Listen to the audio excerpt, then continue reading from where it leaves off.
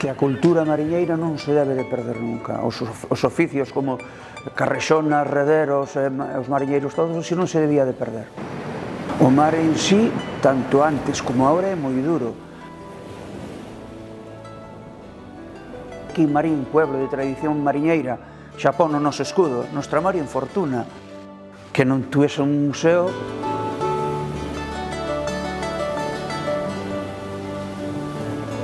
A idea xurdeu a primeira exposición relacionada co mar e despois de que a xente a ir mirar a exposición empezounos a decir e por que non se forma un museo do mar aquí en Marín? Éramos moitos coa idea de decir Marín ten que ter museo.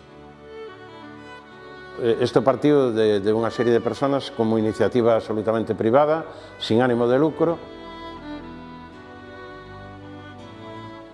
Todas as pezas que ves no museo son aportadas por xente daqui de Marín, de antigos mariñeiros.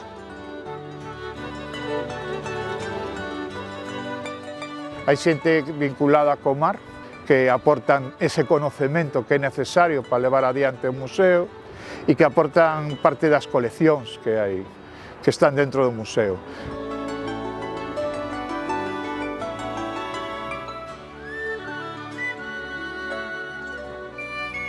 Temos feito exposicións de pintura, exposición de billetes e sellos tamén relacionados co mar. O museo fai unha gran obra cultural. Na directiva do museo sempre tivemos claro que queríamos facer actividades que atroxeran a xente que realmente non ven a visitar o museo, xente que realmente vive en Marín, pero non fai a vida en Marín. E foi cando xeneramos este festival. Co festival conseguimos dúas ou tres cousas. Unha é poñer en valor o traballo feito no Museo do Mar, outra é vincular a xente xoven a través do cine co que é a identidade mariñeira de Marín e o mar, e poñer a Marín en un nivel a nivel nacional e internacional.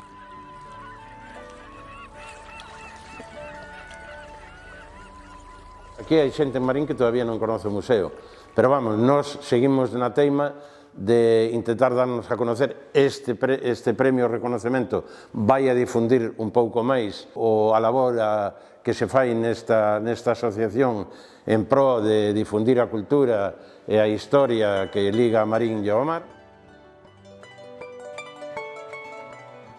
Colabórase cos colegios, colabórase cos institutos, e que veñen rapaces de todos os colegios que temos por aquí ao alrededor e da fora.